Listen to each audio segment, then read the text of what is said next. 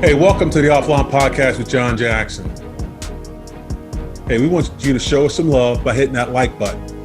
But don't forget to subscribe and also hit that alert button. So anytime we have a podcast, you're alerted. Hey, we welcome comments and questions. So visit theofflinepodcast.com to stay connected with us. Hey, today is another great day on the podcast, and we've got another special guest.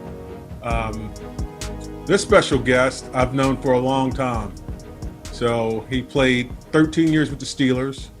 He's out of the University of Kentucky. He was drafted in the second round, and he was the 44th pick in the 1988 draft. He's a 7-time Pro Bowler, 6-time All-Pro, NFL All-Decade team for the 90s, the Steeler Hall of Honor, Kentucky Pro Football Hall of Fame, and the NFL Hall of Fame. So I want to welcome to the show, Dermontti Dawson. Hello, Brother John, Brother Jordan. What's going on, Dirt? Hey, not a single thing, man. Not one single thing. It's good to see you. And I apologize for getting the time mixed up. Oh, that's okay. I thought you were talking about 3 my time. No, I thought you were talking about 3 Pacific time. Yeah. No, that's all right. It's all good. Yeah, it's all good. How's the weather out in San Diego? Right now, it's sunny and around 72 degrees. It's supposed to be about 78 degrees. It's a little warm here. It's been cold here. So I've been getting up a lot of leaves. Well, of course, in Ohio. I probably did pick the leaves up about 3 or 4 times right now. Well, that's one thing I don't miss. I don't mind. I don't mind. I love doing it. Hey, Dirt, the first segment we're going to do on the podcast is called First Down. And it's your first. And we were talking earlier about first. When's the first time you ever got mad at a coach? The first time I ever got mad at a coach was probably my rookie year. Hal Hunter, who was our guard and tackle coach at the time. No, was he guard and tackle? Or this was guard and center. Guard and center, yeah. So Hal Hunter, this was, we were playing in San Diego, and I was pulling around, and Junior Seau shot through. He saw a gap and shot through, and I didn't see him. And he made the stop, and we didn't get a first down. So I come back to the sideline, and Hal Hunter ran up to me like a crazy man and bumped me in my chest. But there was a precursor before that, where I got mad at him because I never could do anything right in camp, couldn't do anything right in games. He was always on my ass about something. And I kind of took it personally. I think he just had a personal vendetta against me for some reason. I don't know why. But that one game when we were in San Diego and I missed that block and Junior came through and stopped us on a first down play to gain a first down, he bumped into me and I just lost it. And I punched him in the chest. And then I was going to get on top of him and start hitting him in the face. And you jumped on my back. You grabbed me. Yeah. You grabbed me.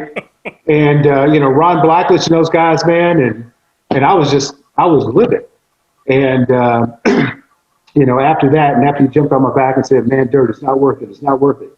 I just went down to the other side on the defensive side and sat on that side of the bench for a little bit to kind of cool off.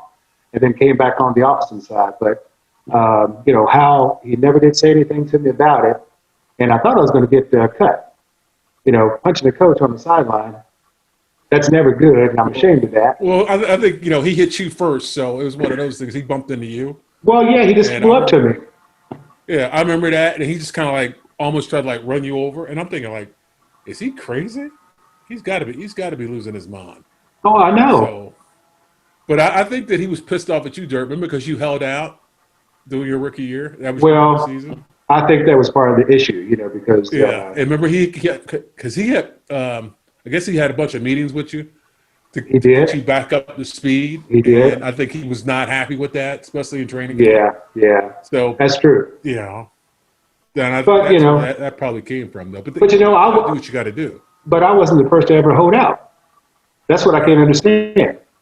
Mm-hmm. So, why is he going to have this vendetta against me? And, I'm meeting after meetings, in training camp. I'd be there for another half an hour. And so you jump into bed and get back up early in the morning. I meet him in the morning before practice even starts and be I back on think the that might have field. pissed him off. I think that might have pissed him off, Dirk. As far as what? Me punching him No, or just holding out? just holding out. No, you just hold. Well, I think it was a combination of. I think he was probably just getting a little too old to be coaching. I mean, he Yeah, was yeah, he was up there in age, he was. and him getting up and staying late. Training camp it's always miserable. And Oh, yeah. Greg Lloyd has talked about that. And remember, we were roommates our first year, I know. and those cots. Oh my God, those cots were so bad. I hated And training camp. oh, I hated. I I hate, just hated those dorms. I well, just hated because, those dorms. I mean, practice wasn't too bad, but the dorms were terrible. yeah, yeah, it had a little musty smell, kind of Mhm. dark. And we weren't smart as rookies because we didn't have a fan in our window, nor did we have an air conditioner. No, we didn't have anything So in we there. didn't have We were anything. we were sweating. We were sweating. We learned after that rookie year.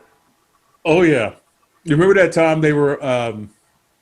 I guess we both woke up because we heard some door knocking, and I was like, I was terrified that they were gonna come get me. I was like, oh, please don't come get me today. I want to make this team. And they kind of went by, and we both looked at each other like, whew, okay, let's get our ass up and go. Hey, John, you know how it is. Hey, nothing is ever guaranteed in the NFL, man. So I don't care if you're a first rounder, fifth rounder, it doesn't matter. When start hearing that knock as a rookie, you always get Dude, nervous. I don't care who you that's a are. scary feeling, isn't it? And I tell Yeah, people it it's a really scary is. feeling. It really is. Yeah. But luckily we survived and made it through. So, hey, what does it mean to you to get your number retired at University of Kentucky? I read that today. It was great, How man. special was that? It was a special feeling, because I never thought I was that good in college. Hmm. I had potential, and I played better my junior and because really I started my junior and my senior year, but I played much better my senior year. But I didn't know, I didn't think I was all that good. I was like one and done. I was trying to kill people. Trying to knock people out. I used to wear these Right. forearm pads, and I'd give them a little shiver to the chin, and that's why I got my nickname, Dirty. Dirty D was Cornell Hmm. Burbage, one of my teammates, high school teammates, and college teammates. And then he came to camp one year in training camp. And so Cornell Burbage, he said, man, he said, Dermontti, man, you're dirty, man, because I see you hitting forearms in the chin of the linebackers. I said, yeah, it kind of shocks them a little bit, so I can get on them. So I used to do that until I almost broke my forearm in college. So I stopped doing that after a while. But that's how the Dirty D nickname started. And then it got cut down to Dirt. And nobody knew that, even my rookie year until Cornell Burbage came my second year. And he's the one who kind of started that. Right. Right. Yeah, yeah. So So what kind of about stuff. what about your how about your Well, first big hit in an NFL? oh man, my first big hit in the NFL was Where you knew probably you got him, or you knew you caught somebody sleeping, especially coming from that well, corner. this was on kickoff return. When I was on kickoff return, I was a Uh-huh. middle guy on kickoff return. I was a center in the middle of kickoff return, and I'd kick out number one going down the field with a fullback. So we used to light people up. I couldn't tell you the names, but we had some highlight knockouts. Well, I was one of those fullbacks back there, Dirk, and I used to get jacked up. I know it's a tough position, man. But I Hmm. think in the pros as far as playing guard or center. Gosh, man, I can't remember who I jacked up first. I got jacked a few times myself. Well, who jacked you up?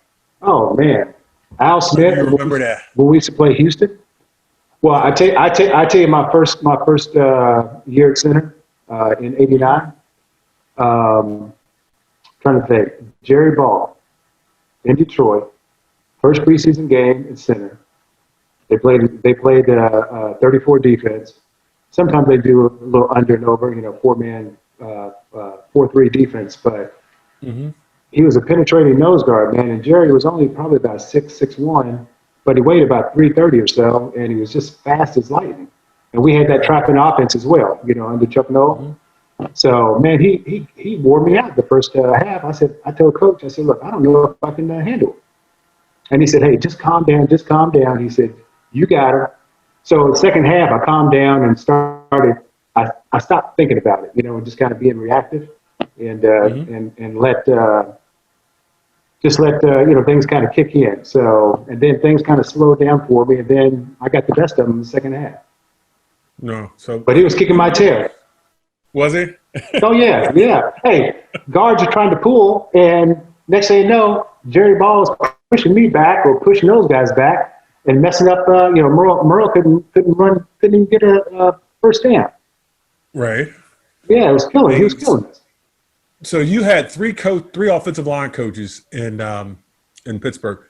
You already mentioned Hal. You had Coach Ron Blackledge. Yes. How was Coach Black as a coach? Oh, Coach Black was great, man. Coach Blackledge, when Hal Hunter and I, my rookie year, which was kind of a tough year for me because Hal was always on me. But Coach Blackledge was the one coach who would sit me down in the meeting rooms and talk to me and say, hey, he says, Dirk, he said, you got this, you've got the skills. He said, all you have to do is stop thinking so much. And so he was the one who kind of, gave me great advice in the meeting rooms and told me, he said, hey, you're going to be just fine. Just calm down. Try not to think too much. He said, you're just thinking too much. And, just a great mentor and a great coach. Right. So what about Ken Stevens? I used to love Ken Stevens. Oh yeah, Ken was a great one as well. He didn't know it, but when I do, I'm trying to get him on the podcast, and I'll definitely tell him. Well, hey, I tell you what, Ken. I used to love his 3 questions. Remember his 3 questions? Those were awesome. Oh yeah. Well, hey, Ken was always a great guy. Just laid back, and I mean, he'd get upset every once in a while, but he was one of those coaches who kind of let you do your own thing. Because I mean, I was kind of unorthodox sometimes when I would block. And he would never try to change my style or anything. Right. As long as you got the job done, he would allow you to do that. And Ron Black was the same way. Yeah. So, I mean, I love both of their coaching styles. Yeah. And just good guys, too. Hey, Dirt, so playing in Pittsburgh, I mean, you played there your whole career.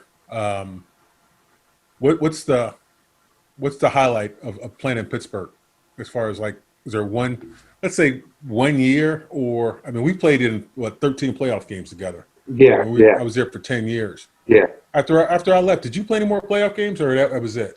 No, I don't think so.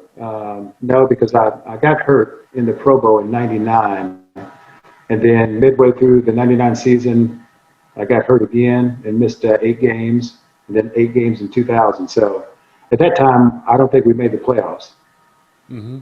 Yeah. So I don't think we're in the playoffs at that time. You guys missed me like I missed you. Well, we did miss you. Oh man, we did miss you. I was like, good Lord, what have I got myself into? Hey man, we had some of the best O lines. Leon Stiersey, myself, Duvall. We had some guys, Carlton Hasselrig. We had some great lines at times. Throughout our whole career. Will Wolford. We had some characters too, man. Oh, we did. Yeah, Brendan Starr, Alan Danica. All these guys, man. John Reemstra. We had some phenomenal lines. What about Ringstrom? I mean, Ringstrom was out of this world. He would run before the game. I mean, it's got to be like running like 4 or 5 miles before the game. But John was a workout fanatic, man. I mean, he kept himself in great shape. Great shape. And, I wonder how he looks now. I wonder, is he still running? Because he was unbelievable. I have no clue. I have not seen Blankenship and those guys. I haven't seen Tunch in a while. I haven't seen Wolfley. Gosh, man, it's just so many guys. Tom Ricketts. I haven't seen any of those guys in a while. Even when I go back to Pittsburgh. Yeah, I saw Ricketts, and I always see him at the Steeler golf outing. Okay. The one in July? And, yeah, the one in July. They didn't have it this year. because of COVID, and I would see Mike Tomzak. Oh yeah, See a Mullins, bunch all of those guys. guys, man. Yeah, see a Yeah, bunch of guys. Guys before us, though, not the guys that we actually played with. I mean, there'd be a couple of yeah, them. I mean, yeah, Merle would always show up, but I see Merle here. yeah, I see Merle and Solomon and Jonathan Hayes. yeah. I So see I see Jonathan those every once guys in a here. while, and Yeah, Jay. yeah. But But yeah, most of the guys, man. I mean, I don't see. I've seen Leon a few times down in Florida. yeah, I've seen Uh, Leon down in Jacksonville. yeah, He's yeah, doing good. And and he does a radio show down there too. does he? Hmm. Oh, that's right, he does. Because I know Yeah. when I did when I was down there for that Your Call football, he was down there doing that. Okay. Okay. Yeah. And we got a chance to smoke some good cigars. He's big in the cigar He's community. big into cigars, big time. Yeah. Every time I see him on Facebook, he posts a picture with a big stogie and a glass of bourbon or something else. So, but yeah, I know he's a big cigar enthusiast. So how's the golf game going right now? I haven't been playing a whole lot, man. Because my shoulders have been bugging me a little bit ever since I had the replacement, and now my left shoulder, I had it surgically repaired, but still, it's still acting up a little bit. So I've been kind of taking my time trying to hit golf balls and all that stuff, which I really can't do. Plus, I got a bum wrist that I've been getting cortisone injections in just to kind of keep it calm, so it doesn't hurt. But yeah, not playing a whole lot of golf right now. Are you working out? No, I'm working out on my little total gym in my garage, but I'm not going back to the YMCA or anything. Even though they moved all the machines outside, No. I'm still not going. I'm not going indoors to lift anymore Yeah. I mean, until we get a biggest vaccine. place. Yeah, my biggest place is I like Planet Fitness. I mean, it's the cleanest gym I've ever been to. Yeah, But I just yeah. can't. I just can't go up in there though. I can't go up in there. Not right now. Well, no, there was a guy that was. I used to walk on campus on USD's campus, and I'd seen him. I'd see him in passing almost every other day, just trying to walk. Hmm. And I didn't see him for about a month or so, month and a half. And then I saw him again. I said, "Hey," I said, "where you been?" He said, "Man, I went to the gym, and next thing you know, 2 days later, I was infected with COVID-19." And he said it just wore him out. And he said he had been down for about a month or so, Hmm. and had some serious issues where he was really sick. And then he said he's just starting to get back on his feet and start walking again, and starting to feel somewhat normal, but not completely normal. Right. Yeah, Hey, yeah. how nice is that USD campus? That's where the Chargers trained when It's I was it's a there. it's a It's beautiful it's campus. yeah, it's It's incredible. gorgeous. Yeah. But the only problem there in the morning, it'd be freezing, and afternoon, like 80 degrees, no heat. 70, 80 degrees. Yeah. Yeah, and I'm sitting there like, why is it so freaking cold? Because we're a couple blocks from the ocean. Yeah. Yeah. And And it you was got that freezing. marine layer every Oh yeah. every once in a while that comes in, rolls in, Hmm. and usually around 10 o'clock or so, it kind of burns off, recedes. But yeah, I mean, even right now, because it is November, so it's starting to get cool in the morning. So it'll be kind of foggy and cool in the morning, and then next thing you know, once the sun breaks out and burns off that marine layer, then it gets back up to about 75 or 80 degrees. It's supposed to be Right. warm these next few days, unseasonably warm, but the weekend is going to be cold and rainy. So, but yeah, the campus is beautiful, man. I love walking around campus. With COVID, I guess when COVID first hit, when all the students were going back home, it was like a Hmm. ghost town.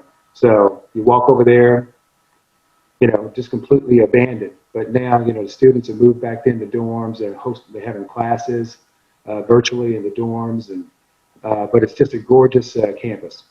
No, it's a great campus. Great Yeah, campus. yeah. Yeah, it beat Latrobe any day. Oh yeah, hey, tell me about it. Hey, and scenery and everything else. When you're Oh over there no. by the aquatic center, Yeah. where the aquatic center overlooking Hmm. the football field, and Yeah. you look down and see Mission Bay and how beautiful it is, and the way the sun hits on the water. Hmm. It's just a gorgeous, gorgeous backdrop. And I just Yeah. go, I mean, I'll walk my dog and I'll go over there and sit on the bench, man, and just sit there for 30 minutes and just chill out. right. But I love it. What kind of dog you got these days? He's a Labradoodle. He's Oh, a white really? he's a white Labradoodle, and he weighs about 70 pounds. Name is Griffin. Oh, name is Griffin. Griffin. Yeah, yeah, No, like Griffin Gate. yeah, yeah, yeah, yeah. Spelt the exact same way. Mm-hmm.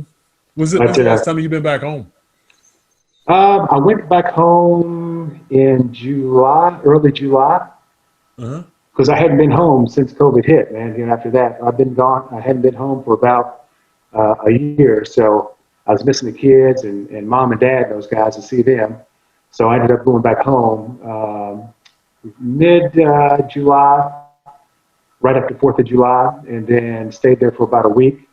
But I really didn't go around and see my extended family, the rest of my family, my cousins, my aunts and uncles, because I'd been traveling on a plane. So I wanted to make sure I don't spread anything to those guys. So I just stayed at my mom's house with her and my dad and, and then my kids. I saw those guys, take them to dinner, kind of hang out with those guys and Brandon and Brianna. And that was it, man. I came on back to San Diego, and I want to see them again, but right now, cases are getting worse in every state. So I don't plan on traveling anywhere. I'm just going to stay here in San Diego. Mm-hmm. Not a bad place to hang out, isn't it? No, not at all. Not at all.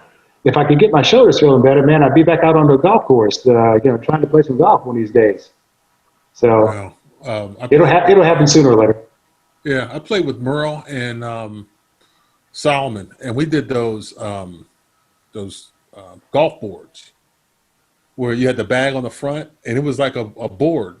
I mean, you stand on the board, and you've got your hands here, and it's got the remote, Yeah. and you're gliding all over the place. Dude, we had the best time. We played over in Cincinnati and at Clovernut, and when I Okay. got there, I was like, there's no way in the world I'm doing this.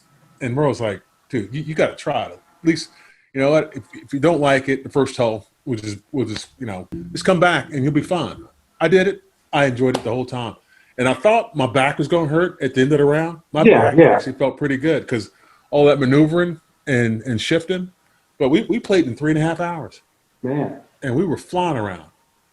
Yeah, well, We had a great time. if I play golf, man, I'd like to walk, just try to get some exercise. But Dude, you get some exercise on this thing, Dirt, because just trying to maneuver it.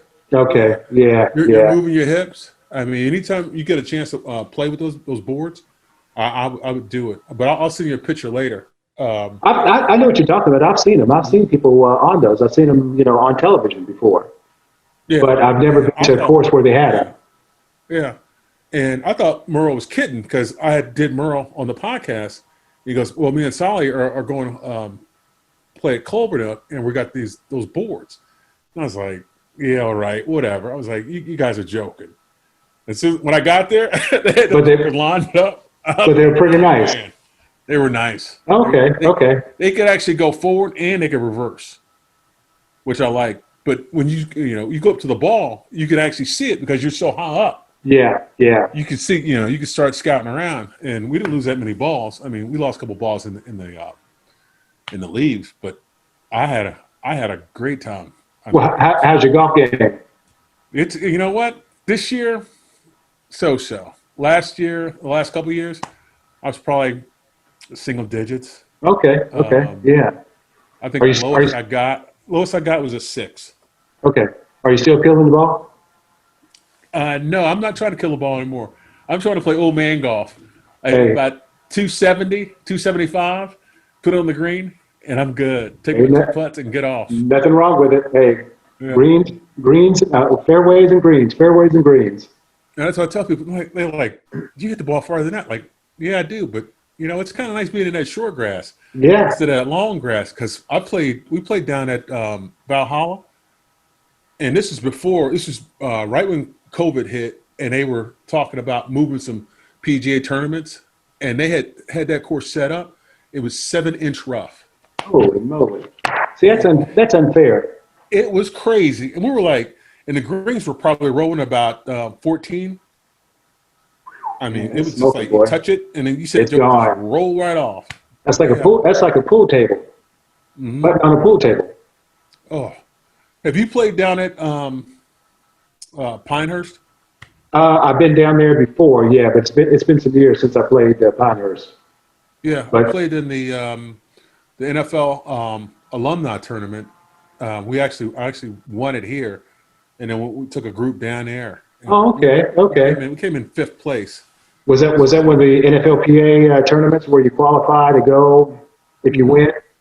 Yeah, Yeah, I've never been lucky enough to have a group to win, so uh, I've never had that opportunity. but what I didn't know when I went down there is they give you rings for winning that thing. Are you for real? Yeah, Like they Super give you Bowl rings. rings? It's like a Super Bowl ring, and I was like, "Are you kidding me?" I was like, "Oh, I would have played a lot better if I would known this was going on." I thought they were going to give you another trophy. I'm like, I don't need another trophy. I Yeah, was like, I'll yeah. take another ring now. I'll take Oh another ring. It yeah. was a really nice ring. It was a really nice ring. But I tell you, that that whole place was unbelievable. As far as the golf courses and just the setup. I mean, I had a great time, down there. And I would definitely, take a group of guys who love to play golf and meet down there and just play some golf and just, shoot the breeze at night and then get right back on the course and just do it And play again. play another Like, round. yeah, Well, because that's the COVID. place. Well, COVID's kind of killed or canceled everything now, or postponed Hmm. events. So, because next week I was supposed to go up to Pebble Beach for an event, and it's a 3-day event. So you play all three courses. You're going to play Spyglass and Pebble, and then what's the other one up there in Monterey? Um, Um, Man, I can't remember the name of it. Well, it 'Cause doesn't matter. I know we played Spyglass and what is it? Spyglass, Pebble Beach, and it's a third one. I want to Yeah, I say know. it's I just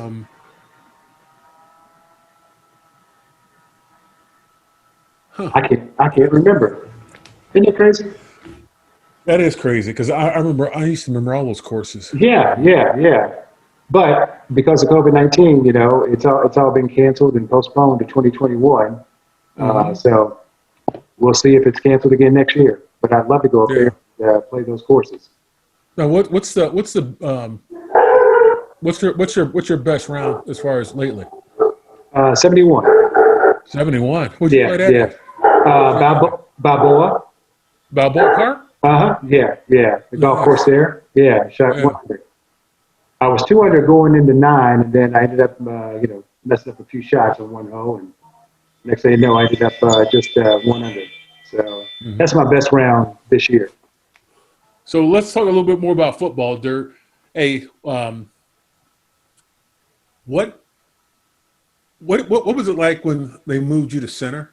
I mean, you came in as a guard, so they moved you to center. I mean, what was that whole transformation like? Transition. Because I mean, you played. Did you play center at UK, Well, or did you play guard? I played some center on scout team at UK, Hmm. and also in the '84 Hall of Fame bowl game, our center got hurt, and so I played most of the game in the Hall of Fame bowl game, and so I did play a little bit in college, but the reason why I think I got drafted because when I played in some of the All Star games, they switched me to center as opposed to guard. They wanted to see if I could play center as well as guard. So, and I did pretty good against some of the top nose guards in the country at the Senior Bowl. So, I think they kind of upped my status a little bit, my draft status. But making that transition from guard to center, it all starts with you. And one thing you don't want to do is sit there and fumble the snap, the exchange between you and the quarterback. And that's the most important thing, getting the ball to the quarterback first. But making that transition, man, is a little different than playing guard. Because when you're a guard, you may be covered, you may be uncovered. So you just never know. And being a center, you're always covered most of the time, except for a 4-3 defense. So that was the biggest adjustment for me. Just calling out the linebackers and who we have to block on pass protections. Sometimes when the quarterback calls an audible, then sometimes you have to communicate front side and back side, Hmm. guard and tackle. That was the biggest transition. So my second year, Chuck Lanza was drafted in the third round. I was drafted in the second round.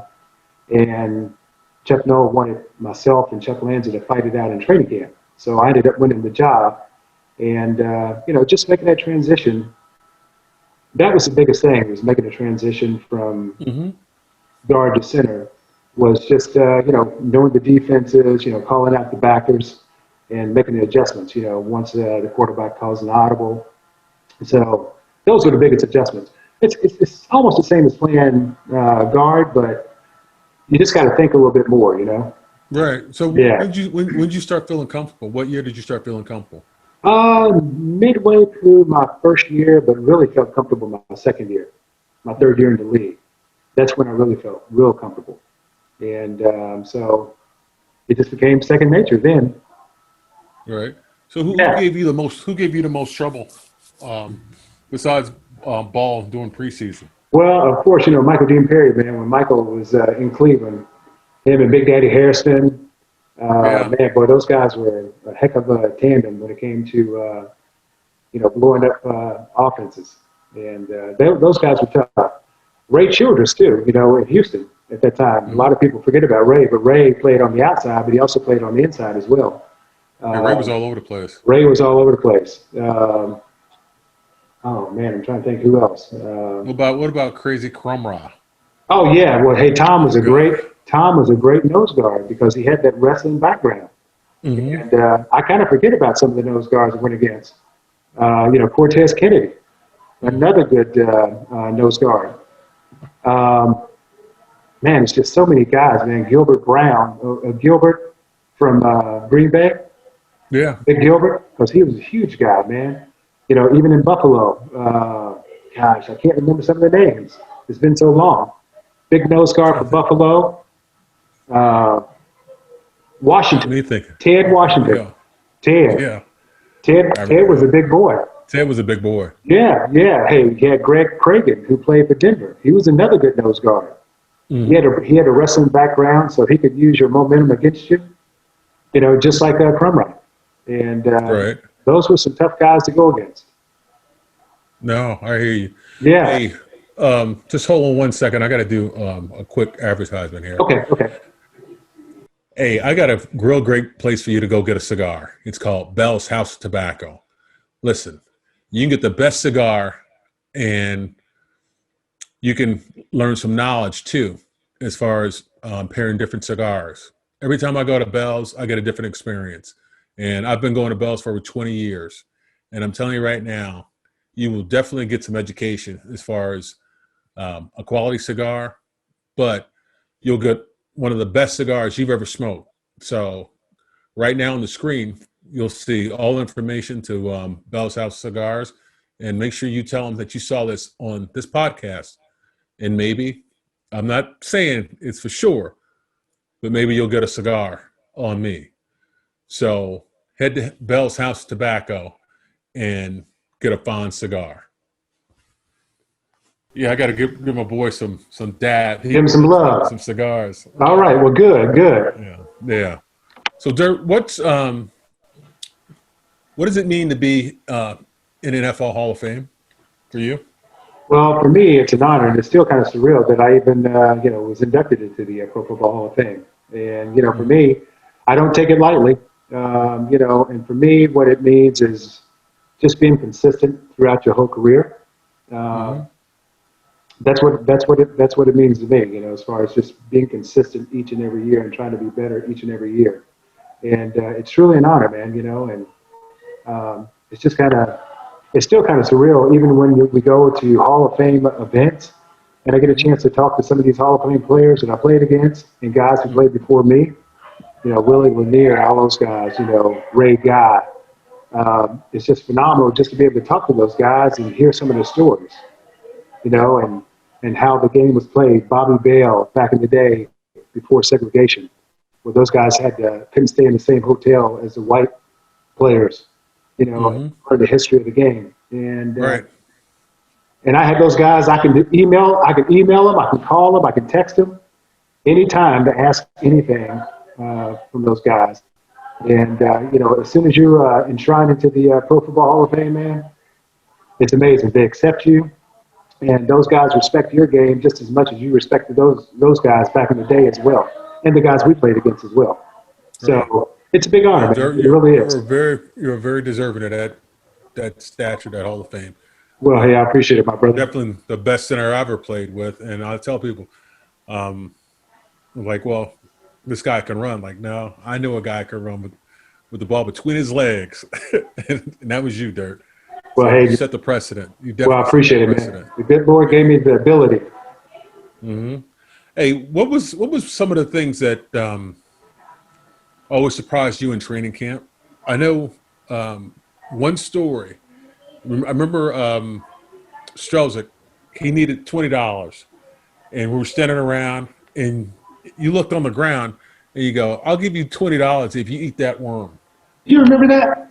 Yeah, and he Yeah, ate that worm. He picked the worm up, just and ate picked it it, up, and swallowed it whole. swallowed it I was whole. like, that's nasty. I could not believe that Justin did And that. you were like, "I'll give you $20 when we get back up to the locker room." But you know, Justin, he didn't mind. He didn't mind doing stuff like that. I mean, Yeah, I I wouldn't eat no mean, worm now, but I hear well, it's all protein probably. But yeah, so Justin, you would eat a worm. You're not gonna eat a worm. I would eat a worm. You would. Yeah, There, yeah. you know what? I was thinking about these questions. Name the animal you have not eaten in your lifetime. A Wait, no, possum. no, no. I'm gonna name three. I'm gonna Okay, name three. one I haven't. A possum, a groundhog, and a raccoon. I've never eaten raccoon. I never eat possum. Have you eaten a gopher? No. What, Groundhog, what I have. happened? Huh? Groundhog, I have. Okay, groundhog. So out of that three, you've eaten one of those. And I've you eaten remember when one we of were them. playing golf? You remember playing golf? And you tried to run that joker over, and we slid into the rulets. I know. I was Hey, like, almost. Hey, we slid sideways. You said, "Man, don't you ever do that again, man? I'm gonna kick your ass." I was like, Because we are almost you turned over. crazy? We could have Are turned you kidding me? over. Yeah, we Yeah, both turned over and been I know. I know. I know. chasing a freaking groundhog in the winter I try. in I Pittsburgh. wanted to try to run him over so I could take him home and skin him. Hey, you can't take the country out of the man. You wanted to skin him. Well, I was always a big hunter. So, I was always hunting, so groundhog was one, turkey, pheasant, duck, deer. Um, I just love to hunt. So Right. I've taken So several kind of wild game. have you been hunting lately? Do you hunt Oh, often? no, all my guns are in my gun safe in the garage, and I haven't been hunting lately. Oh, okay. I'm supposed to be going dove hunting here soon in December Really? in Yuma, Arizona. Yeah. So, So, Dirt, give me one of your favorite stories, funny stories. I gave you my. That was all. That's actually my ultimate favorite story about when you gave homeboy $20. with The Justin worm. eating the worm. Yeah. Yeah. So Well, give me one of hey, your favorite stories. I tell you, one of my favorite stories is my rookie year. We were playing down in New Orleans, I think. So I can't remember what happened, but I forgot who my roommate was at the time. But it was rookie season, and this is right in rookie season. As soon as we got drafted, preseason game, and I think it was the last preseason game of the year, and I think it was against New Orleans down in New Orleans. So I'm trying to think. What were we roommates on the road? no, it was Keith Gary. Keith Okay. Gary was my roommate on the road that time, and for some reason, our alarm clock did not go off. And you know how the Okay. first bus leaves, you got to go to breakfast, and you have meetings, and then the first bus leaves. Right. Well, we didn't set an alarm. We just thought we'd get up. We didn't set the alarm in the room, but we got a wake up call from the hotel desk. Next thing you know, we look at the clock, and I said, "I'll be damned. Hey, the first bus is about to leave." So we jumping out of bed, trying to get our clothes on and everything else. And then when I'm about to go out of the room, as soon as I open the door, I hear a knock. And who is it? Chuck Noll. And I said, "Oh hell, we're gonna get cut. I'm gonna get cut." Keith Gary was fine, but I'm gonna get cut. I kid you not, man. When I opened that door and his hand was like this, about to knock on the door again, I said, "Coach," I said, "sorry." I said, "We did not get a wake up call." And he said, "Dermontti," he said, "do you guys have an alarm in your room?" And I said, "Yes, sir." And he said, "Well, next time you make sure you set it." So I thought I was still gone though. You know, even as a second round draft choice, I thought I was gone. But yeah, hey man, I tell people that story all the time. I said I don't care if you're a second rounder, first rounder. Some coaches would cut you if you missed, certain meetings or a bus or something because it's not that important to you, or they think it's not important to you. So Right. yeah, Chuck so Chuck was like that too. oh, You I know, know. That's why I was he, scared to death. And plus, he had the look on his face, man. You know, the serious look that he'd give us when practice wasn't going right, and he'd say, "Run it again. All right, we're going full speed this time." That's the kind of look he had. so that reminds me. So I had talked to Greg Lord about Friday's practice. How crazy was Friday's practice with Chuck Noll? Oh man, when guys used to come to Pittsburgh via free agency, they could not believe how hard our practices were because we go against the number one defense. The number one offense would go against the number Right. one defense, and it would be live. Short yardage and goal line. I remember that one time that Eric Green broke his ankle Hmm. on Friday in short yardage and goal line scrimmage.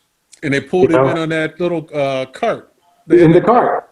Yeah, they rolled Yeah, that cart out. yeah, yeah. I remember I when mean, Tunch threw his shoulder out during practice, yeah, yeah. doing the goal line stuff.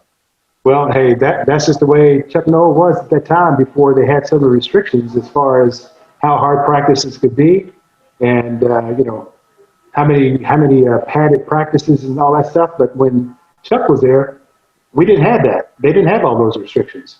It was full go each and every time. Right. So Yeah, yeah. I mentioned to Lloyd about the fish guy on Friday. How good was that fish? The fish guy? Yeah. Remember that guy came in and sold fish sandwiches on Fridays at noon? Oh man, I'm not for sure. Yeah. There I was a can't. fish guy. Tony let a guy come in who sold fish sandwiches. One of Tony Parisi's friends. Yeah. And it Oh was some man. great sandwiches. Boy, Or do you remember you remember the boot guy? I The do remember the boot guy. Did you buy a pair of boots? No, no, I never was a boot guy, man. I never did like boots. They Yeah. were just too uncomfortable for me. They didn't look good to me, so I was like, no, No, no, I'm not getting those. no. All the guys were getting all these custom boots, man. I was like, nah, Hmm. I'm sticking with tennis shoes. Oh man, what what do you miss right now about being out of football? That if you could like just for a day go back and say, you know what, this is what I want to go back and see. Like I miss Hey, the locker room. well, I miss some of the crazy stories that guys come in there and say. I I'm like, know. dude, Well, hey, John, I think that would be the same for most players who played the game, man, like we did, for as long as we did. Miss the camaraderie with your buddies. yeah, All the times we were in the locker room together, everybody joking around, just the whole atmosphere, man, of all the guys hanging out and all the different dynamics going on in the locker room and just all the different personalities. That's what you miss. yeah. So I would tell you this. This is a funny story out in San Diego. So we're sitting in the their cafeteria, and guy sits down, and he's got his water, and he's got some cocoa. So he tears the thing open, puts the cocoa in, he starts stirring it, and somebody asked him, said, "Hey, what are you doing?" He said, "I'm waiting for my hot chocolate to get hot." What? Just staring at it, huh? Yeah, I said, He didn't heat it or anything. "Dude, you got any hot water in there?" No, it says hot chocolate. I figured it'd get hot. Oh, Lord. Who was that? I'm not gonna say any names. Oh, okay, okay, gotcha, I'll tell you gotcha, later, dude. gotcha. I'll tell you later. I ain't trying to bring nobody down, but No, I I was understand. like, that's wild. That's wild right there. Trying to get it hot, trying to make it Um, hot chocolate. Trying to make the yeah, chocolate I'm hot. just trying to think of anybody. Well, um, no, I'll give you one incident which you freaked me out in training camp. So our rooms were in the new dorms. I think probably I was here, and then you were down here, and so I I was go right down to down. the end. Yeah, so I go down Yeah. to the end, and I was like, I know, Dirk's got something to drink, and I knock on the door, and you show up butt naked, and I'm like, Dirk, put some clothes on. He goes, if you want something to drink, you might want to come in here, and I went in there and got something to drink, and that room was so cold. You had that room like an ice box. I was like, Dirk, you sleep like this? Yeah, He man. said, yeah. He's like, yeah, man, I can't sleep. when it's warm in here. Hey, John, even now, man, we have we have the both windows open beside the bed and the sliding glass door that leads out to the back of the house, and then we have a fan on at nighttime. I sleep with a Even fan on, but I got no, hey, man, I like it cool, and it just makes it more comfortable. You sleep better when you can pull that blanket up over you and that comforter. Man, that's the best sleep in the world. So hey, I like it cold, man. I cannot sleep when it's warm because my body temperature I just get too hot. So I always like it cool. Yeah. right. And I'm sorry you had to see me naked. I was like, okay, and I'm thinking to myself, damn, you gonna put some dang gun clothes on or what?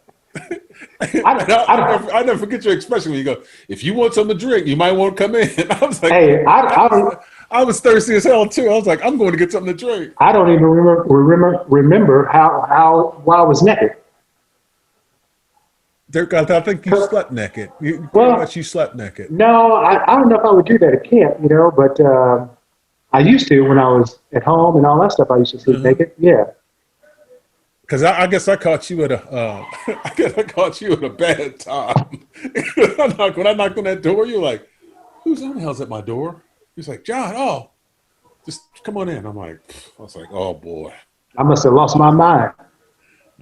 I think you were thinking about you were hanging out too much with Duvall. Oh, hey, that boy's crazy. And Duvall, his biggest thing was he loved to air dry. And I'm like, dude, you can't air dry. It's like, are you kidding me? You can't get a towel. Dry yourself off. Oh, I know. Yeah. It would dry his skin. Air drying. Yeah, I'm air drying. It was dry. It would dry his gentle skin up. Yeah. And make him ashy. So tell me a funny story about Duvall, and I'll give you a good story about Duvall too. Well, Funny stories about there was one. Especially in the huddle. Well, I've got two. I've got two. I'll give you. Okay. Well, of course, I forgot what game it was, but of course, Neil was telling us, "Hey, man, I'm gonna give a hard count. Gonna give a hard count." And he said, Cleveland. "Don't jump off sides. Don't jump off sides." Was it Cleveland? We were in Cleveland. Was that Cleveland? And Duvall's got bad elbows, and so when Neil was giving us the hard count, sometimes I want to jump a little bit because I get a little jittery. But this time, Duvall he just told us. He said the first hard count that Neil gave. Next thing you know, Duvall twitches a little bit. And then once we were talking about in the huddle, and then Neil was getting on him, he said, "Man, my elbow gave out." I said, "Your damn elbow didn't give out. He twitched." And he still to this day he says that it gave out on him because he had bad elbows. Because he was telling that in the meeting. He was like, Duvall, because Kent asked him, he said, "Duvall, why did you jump off sides?" He goes, "Oh, my elbow gave out on me." Oh, I know. And I'm looking at him like, you know what? It ain't my story to tell. Hey, John, I still joke with him about that sometimes. And there's another one. We were in training camp. I don't know. This was '92. I think his first year. Duvall was complaining about his belly, that he had a bellyache. So one night after meetings, I said, "Okay, well, I'll give you a ride to Kmart up in the shopping center and get you some Pepto-Bismol or something like that." I said, "Maybe you just got gas. Maybe you need to ask Ralph or somebody, for some Gas X or something." So we went to Kmart and got some Pepto-Bismol, and he kept drinking it, but all he kept saying is, "Man, he kept rubbing his belly like a Labuda. He said, "My belly hurts. My belly hurts." He had his hand up under his shirt, just kept rubbing his belly. I said, "You probably just got gas, Duvall." And so after we got the Pepto, he started taking that, and then I kind of felt bad because later that night, I think they rushed him to the hospital because he had appendicitis. But I got up the next morning and I stopped by his room because he wanted me to knock on his door and walk down to breakfast with him. And I felt bad because I said he wasn't in his room. And I said, "Oh, man, he must be already at breakfast." So come to find out that Ralph and those guys had to rush him to the hospital, and he had appendicitis and had to have his appendix taken out. So I felt bad because I kept giving him a hard time about rubbing his belly and saying, "Oh, my belly hurts, my belly hurts." I said, "You just probably got gas." Yeah. He made sure he gave you a hard time too. Oh, always. Trying to kill me. He's trying to kill me. I know. Hey, but see, those are the things you miss, man. Just being in the locker room and just training camp, all the little funny stories and all the things that happen, throughout the course of the year. That you just kind of relish, when you're done playing the game. Yeah, I remember we were in Cleveland once, and they Neil audible to sprint 43 draw, and four guys got it, and Duvall didn't get he didn't get the audible, and we were like, and we had to play too. He goes, "Listen, now I might change the play if it's there. I'll change the play," and it was there, so he changed the play. The ball was blocking. I don't know what the hell he was blocking, but He, we he had didn't he didn't hear to the draw. he didn't hear the He audible. didn't hear the audible. He didn't hear the audible, and I'm Hey, like, wow. it happens. It happens. I know that. Hey, you remember that time that I was taking it uptime? I was like the spokesperson for Oh uptime. yeah. Oh yeah. I used to tell that story all the time, man. I said, look, we started playing against this defense where they had four guys, both front side and back side, and we had to call out which way I was going. I didn't know which way was up. I took too much uptime because you're supposed to take 6 pills, I think, capsules, but you're supposed to break it up. So I ended up taking 3 capsules right before we went out for a pregame warm up. And usually, it kind of gives you a little buzz and gets you kind of hyped up. Well, this time I had a smart idea, and I said, okay, well, let me take all 6 before this game. And I had to think because we had to make all these calls. It was all based on me. I was the one who had to make all the adjustments and the calls, so everybody else knew who they had. Right. So I took the 6 pills, man, and when I got in the game, I was so hyped up and buzzed up, I couldn't even think. I didn't know which way to go half the time. So I would just make a call, just thinking I knew it, thinking I knew that was the right call to make, so I could direct everybody else. And coach kept every time I came back to the sideline, man, Kip was saying, "Dirk," he said, "Did you make the call? Did you make the call?" I said, "Yeah, coach." But he said, "But you went the wrong way." And I kept doing that the whole game, man. And then I had to tell Kent, and I said, "Kent, I took 6 uptime, man," and I said, "I just can't think." And he tried to get a whiteboard like I was a third grader, and he put it up like this. He's trying to do diagrams on the whiteboard for me. Right. And I told him, I said, "Kent," I said, "I took 6 uptime," and I said, "You can talk to me like a kindergartner. I ain't getting it right now. Nothing was working. That was working. Nothing was working, man. The whole first half was just a mess. And then as it started to get out of my system, then I started to get my thoughts back, so I was doing much better in the second half. So it was easy in the second half, but the first half, man, I could not think whatsoever. And to this day, You took I took 6 of them, yeah. Me and Tench were talking about that because I did like the Steelers men's fantasy football camp, and I was telling that story, and Tench he was laughing about that, and he got up on the mic and the podium and started talking about that as well. But yeah, I was all messed up, man. because I think they came out with uptime with the little squirt bottle too, didn't they? I always They took come the with a big squirt bottle. capsules. Yeah, I'm they not for had a sure. squirt bottle too because it was some lemony fresh deal they had. Okay, yeah. They would come out with stuff and then we'd be like, oh, we can get it. I'd say the worst time I ever had during practice, and I was in San Diego when they came out with the energy drink.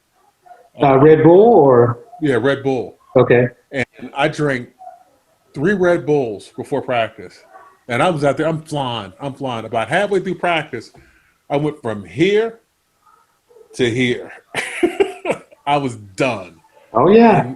And I'm sitting there looking at him like he goes, "So what's wrong with you?" I said, "Dude, I took 3 Red Bulls." I said, I'm done. He goes, just sit over here. This is Joe Buell. He's just wherever I go, you go with me. I don't want you going in. He just stay with me. He said, just stay with me. And I'm like, okay, coach. Okay. And I'm following him around like a little kid. Hey, we were always looking for the latest and the greatest, something to kind of get us pepped up a little bit more that was legal, to kind of keep us in the game and keep us motivated and Right. hyped up for the game. So, but they would yeah, always come out with something now. They would always come out with something. I know. And just like the latest and greatest shoes. Remember the Reeboks with the The pump. pump? Hmm. Yeah. Yeah, I didn't like those too much anyway. And And the worst shoes were the Apex shoes that were officially the NFL shoe of choice. And I guess I don't know if it was like a, you had Nike, you had Reebok, and all that stuff, but Apex. Well, I think, remember when was we first came in the league in '88? They had Puma. yeah, they had Puma. That's right. Yeah, I was wearing Adidas, I think. yeah. I was wearing Wearing Adidas. Puma. Yeah, I was wearing Puma '89 when I first started, and I remember they sent me like a Puma jacket. I mean, a pony jacket, and I was like, I don't want this jacket, so I ended up giving it to Ralph. Yeah, yeah, Ralph wore yeah, that thing around. yeah. Dude, how funny was Ralph Oh, in hey, those man, days?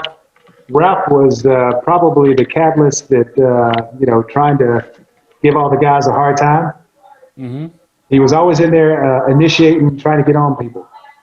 Oh yeah. But Ralph was funny though, because Ralph always had that little walk, had that little limp in his walk, and all the Because guys. he had two brand new knees. I know, I Two brand know. new knees. But Ralph was always trying to start stuff in the locker room amongst players too, because he used to get on me, like cold games when I used to wear pantyhose, and he used to come out there and take pictures of me. He said, "Let me see you. Let me take a picture of you with those pantyhose on." So, but Ralph was always a catalyst, man. Always joking around, smoking a cigar. But Ralph was a great guy, man. Yeah. So what Great, about? great trainer. Remember, we took him to. We would always have him for the O-line party, Yeah, yeah. and I remember that first year, and we were the rookies, and they took advantage of us, and I remember Rob got so messed up they had to take him home and put him at the front door and ring the doorbell, and they left him. Oh They man, left him there. he must have had Yeah. too. He must have had too much Louis the Eighth or whatever it was. Oh, Was it Louis 13th? What was King it? Louis. I said King Louis? the 13th. Yeah, Yeah, I want to say King Louis the 13th. Yeah. yeah. But Ralph would have four drinks, and Ralph would be done. I think he had four drinks, Oh and yeah, he was yeah. done. I was Oh yeah. because I remember that rookie year, they made us give more money. When we get back there the next morning, they were like, "Oh, you guys are like $500 short." I'm like, "Oh, okay, no, each." And I'm like, "Whoa, each?" Yeah, because they remember they took the limos and they went somewhere else, and then we had to Yeah, pay I for it. know. We had to pay for it. Yeah, and I was like, "Each?" I was like, "Okay, that's gonna screw my little budget up." Oh, I Obviously, know. being a I 10th round know. pick. Yeah. Yeah, a little 10th round pick. So, But that was always crazy anyway. Well, good thing, we had three of us. hmm, Thank goodness. It was me, yeah, you, we had Mike and Hinton, Mike hit it. Mike. We had Yeah, Chuck Lanza. we had Chuck Lanza. We had four. We had four of us. The tight ends went with us too. Yeah, yeah. So we had four to split it all up. Hmm. So that kind of saved us. That was crazy, though. That kind of That saved was us. crazy. And I wonder if they still do that now. I think they do. I think they kind of taper it down. I don't think it's. Well, I wouldn't say that. I mean, they're So making a guys lot of don't. money now. Yeah, yeah. So So guys don't get taken they, advantage of. yeah, I think they might have put a cap on it. At least I hope they do. But it's one of those things where once you go through it, then you understand. Oh yeah. It's Oh kind of yeah. like a rite of passage. Oh yeah. Like you're officially in the NFL now Yep. because you make a little more money. What about? I'm trying to think. So we were there both. Me and you were there for 10 years together, 10 years. and Yep. I left. I'm trying to think who else was there. There was nobody else there longer than 10 years, was it? No, I think when our class came in, Yeah, 88 class, I yeah, think it was just you and yeah. I. Just Yeah, me you and and you. I. They were left. Yep. Yeah, because Aaron had already left. Darren Jordan was Julian, gone. Jerry's yeah, gone. Mike Hinnett was gone. uh-huh. Um, who else? Chuck Lanza was gone. There was a defensive back who I can't remember. Gosh, Well, we you know who got. was in that draft class was Gordy Lockbaum from Holy Cross, Oh yeah, that's right. That's right. because he was Yeah, actually my roommate for our trip when we first, like the week after you get drafted, and then you come to Pittsburgh. yeah, for the visit. So we came to Pittsburgh. Hey, tell me, what was your thinking about meeting the chief? Because we were the last class that he drafted. Yeah, And I yeah. remember Well, sitting there, and we had such a good time with him. And he knew everybody. He knew everybody at that table. He knew everybody, and he always had his little stogie in his mouth, or at least had it in his hand. But it was an honor to meet Arthur J. Rooney. It's just amazing, man. Just with the history with Chuck Noll and the Rooney family, and getting a chance to meet AJR, it's just it was great, man, at that time because we got a chance to meet history. Mm-hmm. That was awesome. It really was.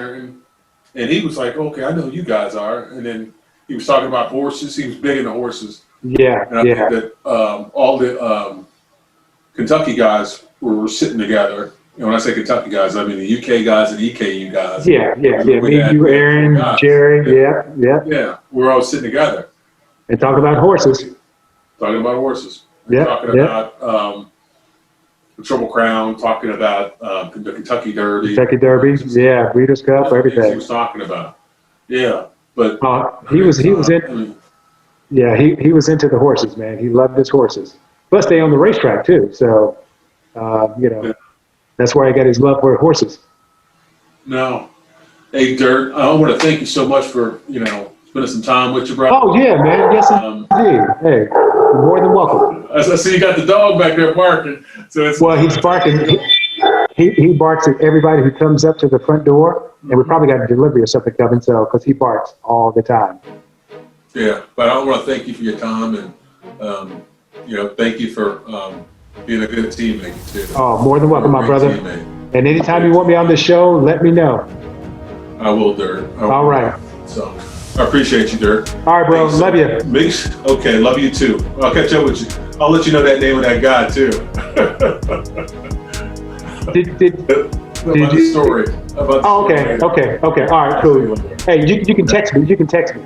I'll text you that. All right. Okay. All right. Thanks.